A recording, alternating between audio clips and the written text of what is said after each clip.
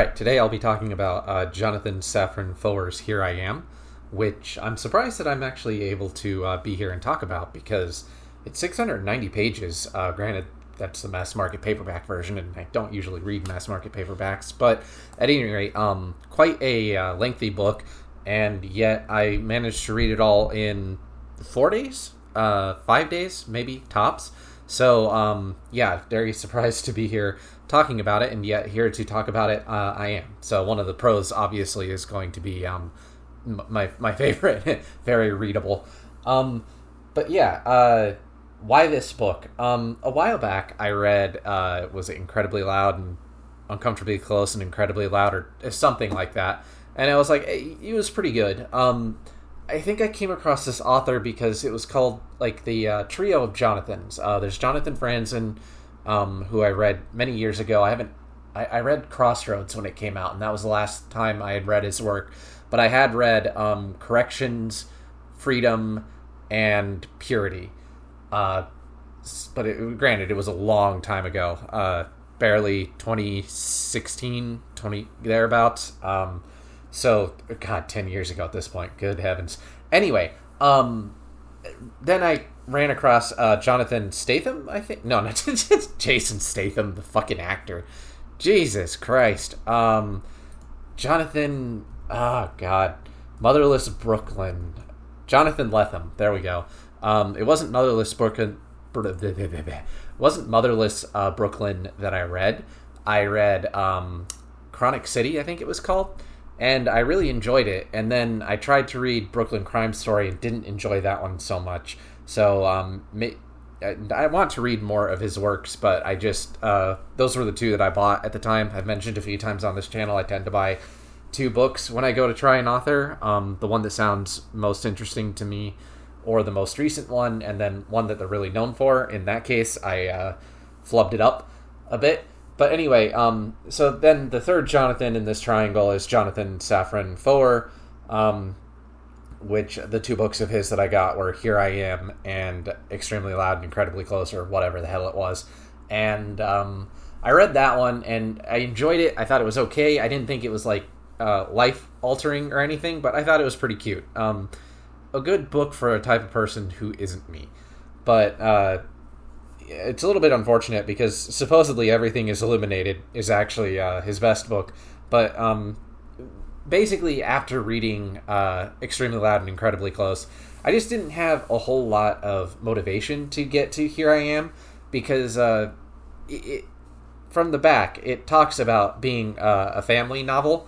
And here's the thing, and this was very much my first impression reading it. Between freedom, between wellness, which granted is like way more recent, but between a marriage story, maybe even, American Beauty, going back to American Beauty, I don't know. There's this specific type of story that I'm just coming to think of as the white middle-class American family implosion story. Insofar as it follows a white family that is middle-class, well-educated, usually, well, I guess that kind of goes with middle class, but, and then their family is just kind of collapsing in on itself. And it's one of those things where the reason it stands out so much to me, because there are all sorts of stories that get told, and all sorts of different stories, but it's just how similar these types of stories are, because of just how specific these types of stories are. I've mentioned in the past, like many, many times, and you'll get this from this channel, when it comes to what I'm looking for in books, theme is the most important thing. That's not to say that other elements aren't important. Characters are obviously extremely important, probably more important than theme, insofar as if a book has an interesting theme but shitty characters, I won't finish it. So, but at the same time, a book can have great characters but no theme, and I'll think it's a waste of time and won't finish it. So definitely, like, I'd say characters on the very top, and then theme right below it. Characters are just what I look for in fiction. Theme is specifically what I look for in reading and cinema. So, and then prose is kind of, a little ways down, and plot is a little bit down further from that. they're all important, but these are the things that I particularly care about. And thematically, I find it difficult to understand what somebody who doesn't fall within this specific niche would get out of stories like Freedom, like Here I Am, like Marriage Story, because they are so focused on a specific type of lifestyle that you either have to be within that lifestyle or have grown up with that lifestyle or aspire to that lifestyle to really, I feel, fully get anything out of those types of books. And to that extent, it's like the whole, if I had a nickel, for every time I heard that, I'd have 2 nickels, which isn't much, but it's strange that it happened twice. This is how I feel kind of coming across Here I Am, where, again, it's strange that I have just come across such a specific type of story, but multiple times. But here's the thing, and this ties into where I'm getting into what the story is about, because for the first part of the book, the first half, I'd say, or thereabouts, it is about this family that is undergoing trials and tribulations. And it's a Jewish family, and you have Jacob the father, his wife Julia, and the 3 sons. The eldest is Sam, the middle child is Max, and the absolute youngest is Benji. And while you don't get Benji's perspective, and you don't get Max's perspective directly, you do get sort of Jacob, Sam, Julia's sort of views, kind of balancing between them all. And it's about the challenges that they face. So Sam is being forced to kind of undergo a bar mitzvah, which he doesn't want and doesn't really believe in, at the behest of his great-grandfather. So he's done something bad in school. He says he didn't do it. But his parents his father believes him, his mother doesn't. But at any rate, his father ends up getting caught sexting. His mother has her own sort of inner conflicts going on. And it's a story about the family. But what ends up happening at the middle part of the book, and this is the thing that sets this book apart from the other books like this, where it stops being a family story and starts to really hone in on being a Jacob story. And that's where I think some of the more interesting aspects of the story come into play, but at the same time, the first half of the book and the second half of the book, it's not that they don't feel like they don't play well with each other. In fact, one of the things I would say about this book, and again, just to kind of go with the pro, one of the things I criticized Wolbeck about is, in my last review, that his stories seemed very compartmentalized. So you would have plotline A and plotline B and plotline C, but things that happened in plotline A wouldn't inform things that happened in plotline C. Whereas really, to get a good idea of characters and setting and everything, those things need to be woven together. And in the sense that there is a tragedy in this book, it's not much of a spoiler to say, there is an earthquake, 2 massive fictional earthquakes that happen in the Middle East that threaten the existential existence and, in some ways, literal existence of the state of Israel. The way that you have this kind of tragedy and search for identity side of the story, which the second half really becomes the main focus for Jacob, but how this affects his interaction with his family, his failing marriage, and sort of his sense of self-worth, they do interact and inform one another. And I really think that the best part of the story, without getting into pros and cons, is the fact that it has this sort of mixing themes of life kind of goes on in the face of greater tragedy, but in the face of greater tragedy, life can't go on the way that it was going. So it's not necessarily that it becomes a completely different book in the second half. It's just that where in the first half it had multiple different perspectives and was this family novel undeniably, by the end of the story, this is Jacob's novel. The penultimate section is even written in the first person. So, in that sense, it's almost a betrayal. I almost wish that the first half cut out some of the things that were there, but I guess you can make up your mind because I'm starting to getting into pros and cons. And first things first, I want to just say, like, would I recommend this book, or to whom would I recommend this book? Like I said already, if you're a fan of Jonathan Franzen or those types of stories, I recommend this book.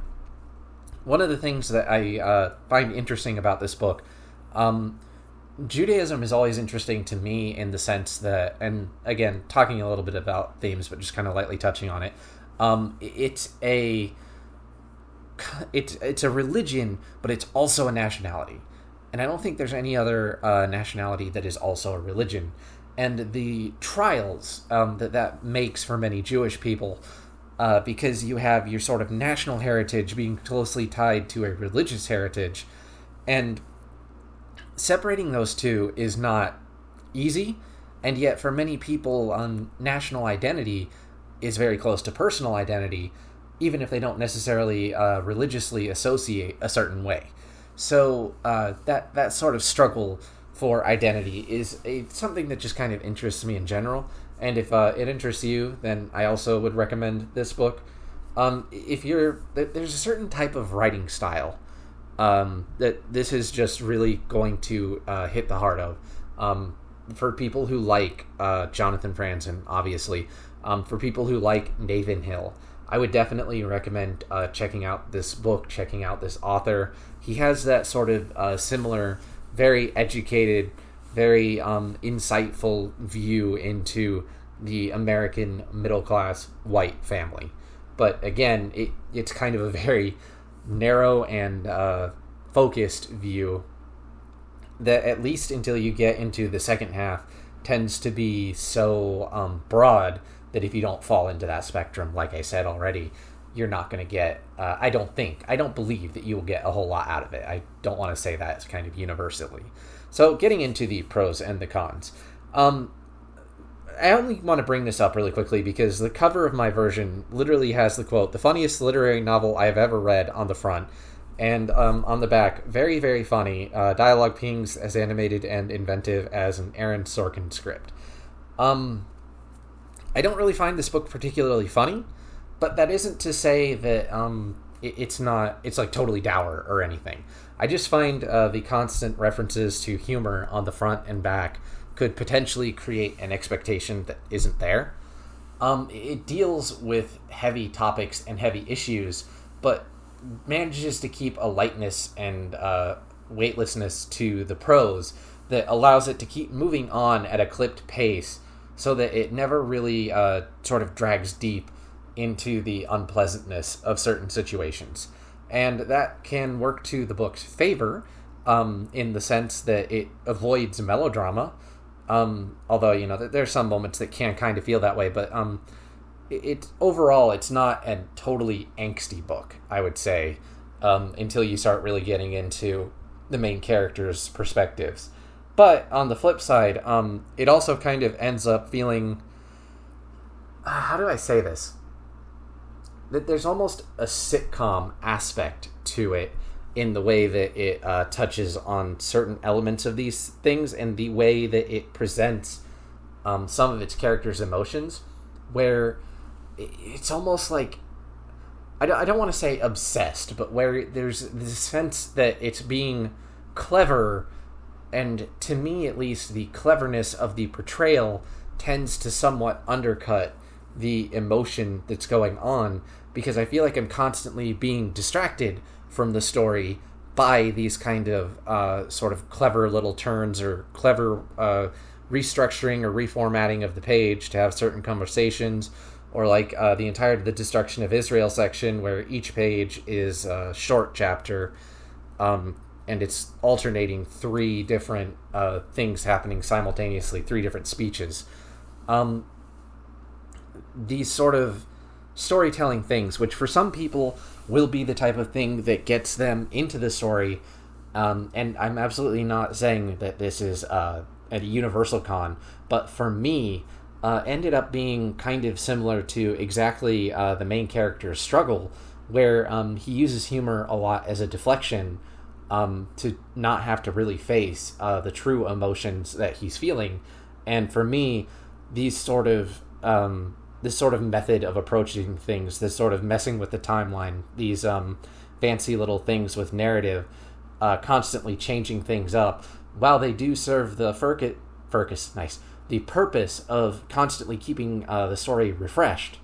For me, they also possess the negative quality of constantly reminding me that I'm in the middle of a story, that this is artifice, that things, my emotions and whatnot are being toyed with, manipulated, that these short chapters are structured this way to build tension.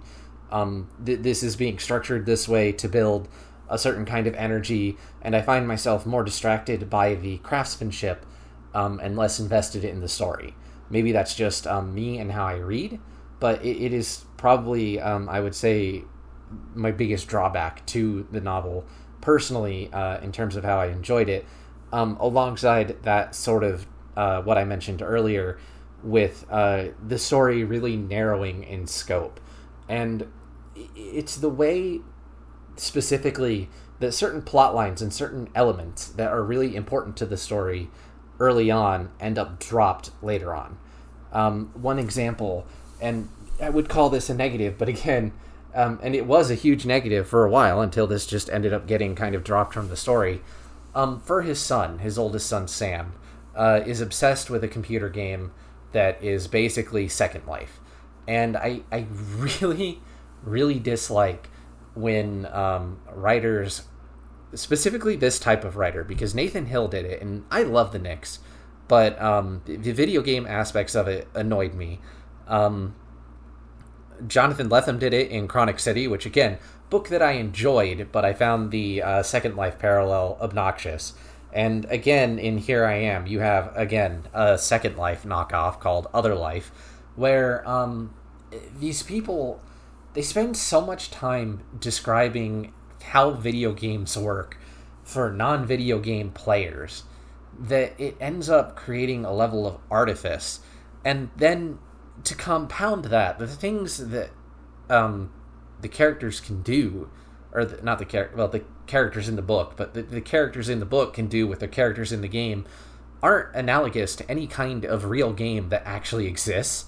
And they just make shit up on the fly for how it applies to the characters and the game logic, and it's just fucking bizarre and really, really annoying to me as someone who plays games, that it just takes me out of the story, because the video game aspect of it is meant to be a kind of exploration about, parents and why people escape into virtual worlds, and things like that.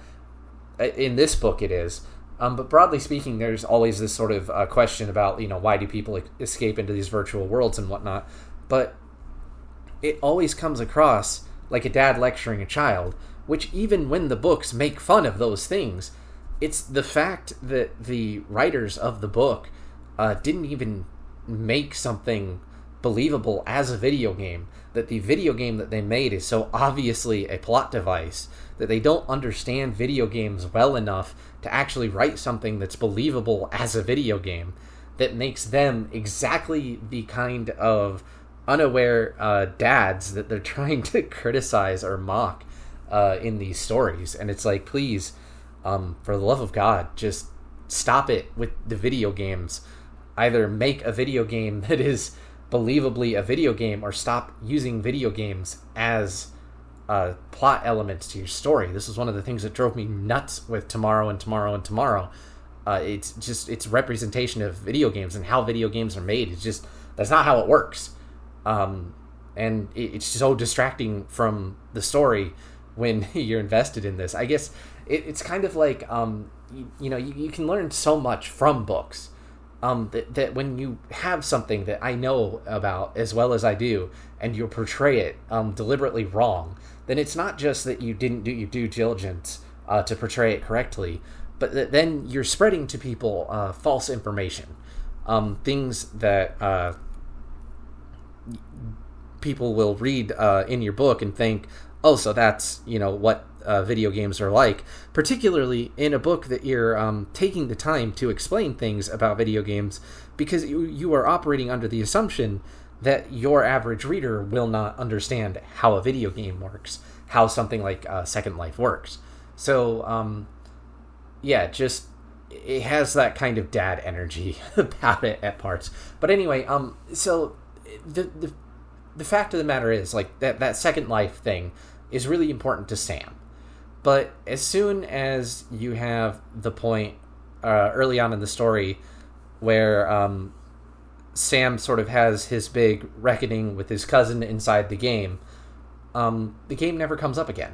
It literally, the whole point of Sam's sort of arc, one of the biggest things is his addiction to this game and his unwillingness to face the real world. But the game, which is so central to his character growth, ceases to be a thing that is talked about after about the halfway point of the story, because the story needs to focus on Jacob. Julia, getting into her head early on, I think was really great for understanding the marriage dynamics.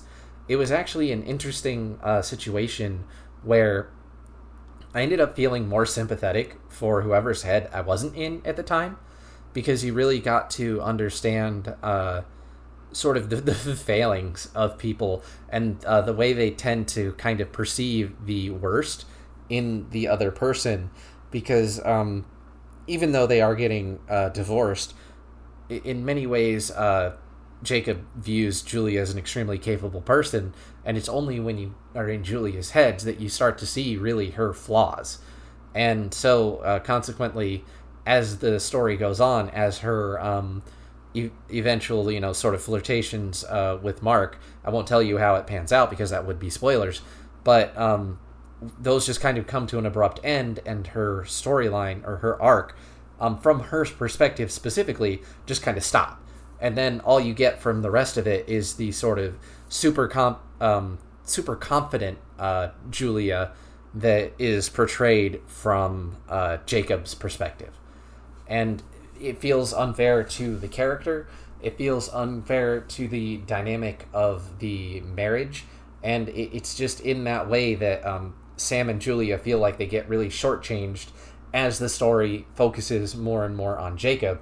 And again, I come back to the only reason that I think that I'm more forgiving of this, that it doesn't bother me a whole hell of a lot, is because the stuff with Jacob, with identity, is really good, really interesting, really well executed, because it does exactly what I was talking about earlier with video games, but does it kind of what I would perceive as the right way, because it's talking so much about Judaism and the traditions and the conflicts that are felt here.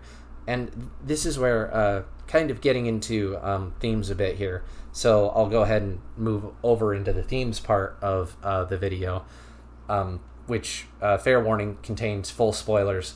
So from here on out, spoilers. So if you're going to read the book, go ahead and read the book. If you have no interest in reading the book, then please continue listening, just to kind of get a sense of what I'm going to talk about. The parts with Jacob is where I really start to feel, and I looked it up, and some details are apparently this way, that it's one of those books that is as much the author struggling with their own feelings and identity and putting that on the page as it is a character's struggle for identity. And it's difficult to really articulate why I get that way, but the doubt and the arguments have the air of something that the writer has rehearsed so many times in their head that they're partially writing it just to get it out of their head, to see how it looks on paper, to really try and force themselves to come to terms with their own thoughts and feelings on certain things. And it makes this part of the story so compelling. This question of identity, this question of Like I said, there's the religious aspect of Judaism with Jacob, which Jacob has a very conflicted relationship with. But then there's this secular side of Judaism with Israel as the home state and your sort of Jewish identity. And what traditions do you keep to? What traditions do you uphold? What traditions do you not uphold? The sort of bar mitzvah. And is doing all of these things enough to make you Jewish? Or are you just kind of in this weird halfway state, which really gets driven home when the war breaks out? And I have to say, up until the last few pages, the way that this book portrays a potential war in Israel was hilariously dated, both in the sense that it was actually Israel who declared war on Gaza and his work to eradicate Palestine, and then ultimately America right now, who is declaring war. It's not a war, but it's also a war. I'm not even going to get into the politics of this. Just rather than anything, rather than Israel being the ultimate victim of an earthquake, but it also shows leaders who are competent and not complete self-serving douchebags. So, lovely little fantasy world from this book written in 2016. And so, in that sense, it's kind of extremely dated. I'm kind of curious. My channel is really small, so I doubt anybody will ever watch this or anything like that. But it kind of ends up feeling like talking about a Jewish book at a time when pro-Palestine sentiment is so high is almost a faux pas. But like I said, small channel, nobody cares. And I'm more about hearing from all sorts of voices and sides than I am sort of when it comes to reviewing books, especially. So, yeah, like the question of identity, specifically with regards to the Jewish question, I think is really interesting. And like I said, explicitly, thematically, how that ties in with the day-to-day lifestyle. Particularly with Judaism, because the American Judaism is being contrasted against the Israeli Judaism, where daily life is so different, where there is that constant threat of danger.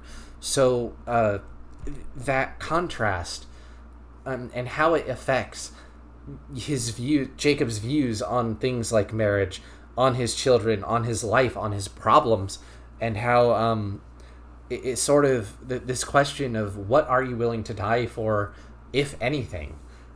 Really, I find most interesting, and what to me sort of, I don't want to say elevates this book from the other, because I remember really enjoying Freedom, and I also really enjoyed Wellness.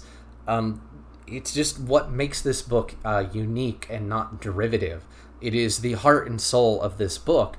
And I just think that this book would have been better thematically if it sort of focused less on the American sort of family stuff early on, in the sense of sort of limiting Sam's chapters, limiting Julia's chapters, not because I think that they're bad or that I want those characters to be lessened.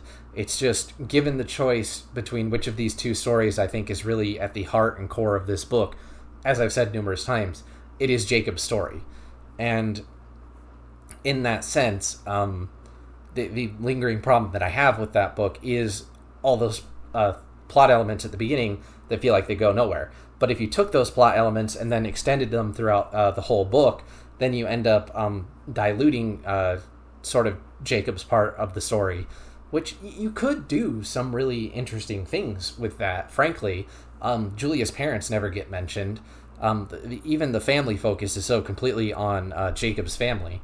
So, you could do that and then get Julia's side on her reaction to the war. You never really get Julia's struggle with being Jewish or any of that type of stuff, which really does, again, for me, just highlight how much this is Jacob's story. So I guess I really wouldn't mind a story that sort of filled those aspects out, it just would have ended up being a very long story. And as I said, this reads very much like a story of the author writing his own experiences and trying to sort of pin down his own beliefs on the issues. So in that sense, I don't think this could be really anything other than Jacob's story. And being Jacob's story, it is good, it is compelling, it is well written, and I think that the other stuff that's there sets up a lot of interesting ideas, but just doesn't really go anywhere with them. And for a 690-page book, that's I don't think a lot of people are going to be willing to put up with that quite as well as I am. And even then, I say put up with that, but I am kind of sitting here asking myself, would this be a book that I would read again? It's a very emotional book. Like I said, the various tactics that it uses are effective, but it's also just a little bit too blunt and a little bit too unfocused. I forgot to kind of mention this in the pros cons, but that there's a lot of telling going on here. It'll show you something and then tell what you're about to feel or what you're supposed to feel. And that might also be a reason that I get such a feeling that this is as much the author struggling with himself, is that you do kind of just get these sort of omniscient rhetorical questions and debates, which, while they are phrased through Jacob's head, really, I guess is exactly what I was saying, kind of what the author is sort of thinking and writing to himself as much as anything else. And if it was a bit less hands-off with that, if it was a little bit less, like I said, trying to be clever, trying to be funny, it feels very much like a book that is simultaneously, well, not simultaneously, it's a book that is like a rail cart ride, in the sense that you are sort of being led by the nose specifically through a sequence of emotions and thought processes that are meant to make you feel a specific way at a specific point in the story, and these sort of revelations and turns, you're meant to feel at a certain and specific way, and it's meant to make you reflect on your own family and how you feel about these things, but very specifically by asking you directly, what does it mean? What does identity mean? What does marriage mean? What does happiness mean? Do I have something at my core that I would die for? So in that sense, it is very blunt. And I find that kind of obnoxious in a way. So yeah, it's a book that I don't hate. It was a very enjoyable read, but at the same time, I can just see so many sort of techniques being used that I just personally don't gel well with. So I'm kind of mixed on it. But not a bad book at all by any means, and I enjoyed talking about it. So I have no idea. Today I packed all of my books, so I don't even know if I will be able to record anything for quite a while, which a bit of a shame that I am leaving off on this sort of ambiguous review, but it's better than the serotonin review, so never mind. See you next time. I have no idea when next time is, but I will absolutely be coming back and reviewing books, because this has been fantastic. So see you then.